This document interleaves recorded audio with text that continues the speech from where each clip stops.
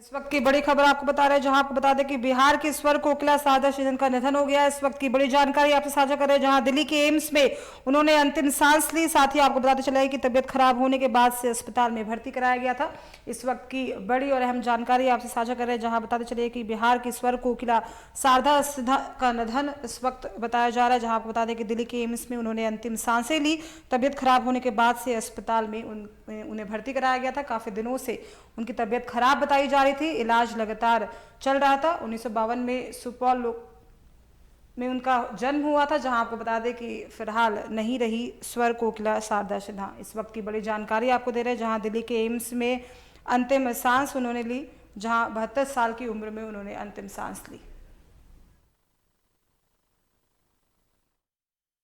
आपको बता दें कि दिल्ली के एम्स में उन्होंने अंतिम सांसें ली। तबियत खराब होने के बाद से अस्पताल में भर्ती कराया गया था, लगातार उनका इलाज चल रहा था। इस वक्त की बड़ी जानकारी आपसे साझा कर रहे हैं, जहां आपको बता दें कि शारदा सिन्हा की मौत से पूरा देश जो है इस वक्त शोक की लहर में डूबा हुआ है। और इसी पे अधिक जानकारी के साथ सहयोगी राजीव हमारे साथ फोन लाइन पे जुड़ चुके हैं। राजीव, देखिए बहुत ही दुखद समाचार ये सामने आया, जहां बिहार की स्वर कोकिला शारदा सिन्हा अब इस दुनिया में नहीं रही। दिल्ली के एम्स में उन्होंने अंतिम सांसें ली और इस वक्त पूरा देश जो है वो शोक की लहर में फिलहाल डूबा हुआ बताया जा रहा है। क्या कुछ पूरी अहम जानकारी?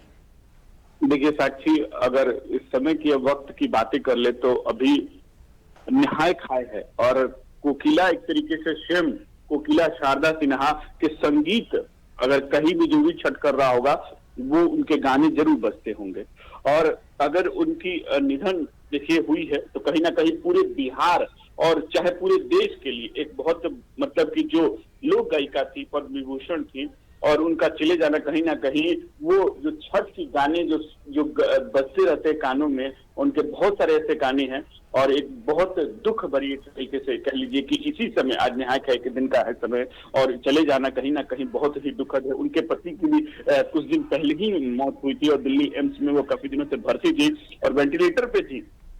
और अभी ये खबर आ रही है कि वो उन्होंने अंतिम सांस ली है और वो एक तरीके से हम लोग को मतलब देश को छोड़कर चली गई हैं। तो कहीं ना कहीं एक बहुत सभी के लिए एक गमगीन वाला माहौल है, क्योंकि छठ का दिन है और उनके गाने हमेशा बजते रहते हैं।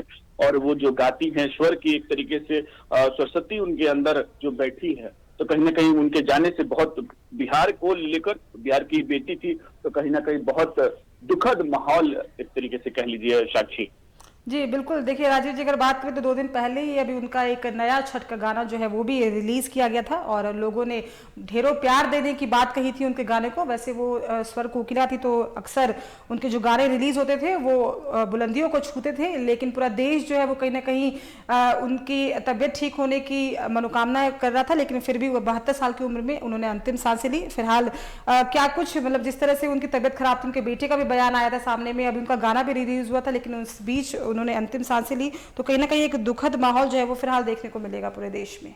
जी साथी, जो आपने जानकारी दी वो सही कि क्योंकि उनके बेटे ने मतलब एक दिन पहले आप जो खबर जो मीडिया में जैसे अचानक फैल गई कि शारदा सिन्हा का एक दिन पहले की बताया जा रहा कि निधन हो गया, खबर भी चल गई, लेकिन उनके बेटे ने बाकायदा वीडियो रिलीज करके कहा कि नहीं ऐसा भी कुछ नहीं है, सब ठीक है, वेंटिलेटर पे है।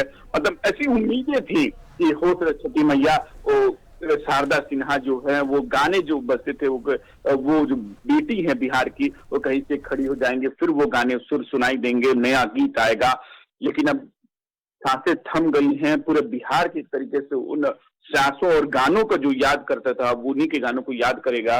और यह सबसे बड़ी तो यह है कि छठ पर्व की शुरुआत आज ही हुई है और आज कोकिला जो है वो चली गई है सभी को छोड़ के। तो कहीं ना कहीं बहुत ही दुखद और गमगीन जो ये एक खबर है दिल्ली के एम्स से आ रही है। वेंटिलेटर पे थी काफी लंबे समय से, सोमवार के शाम से उनकी हालत बहुत गंभीर हो गई थी। ये कहा जा रहा था कि बहुत गंभीर है, सोमवार से उनकी हालत बहुत ठीक नहीं हो रही थी, लेकिन रिकवरी सबकी दुआएं कोशिश कर रहे थे कि शारदा सिन्हा फिर से वो ठीक हो जाएं।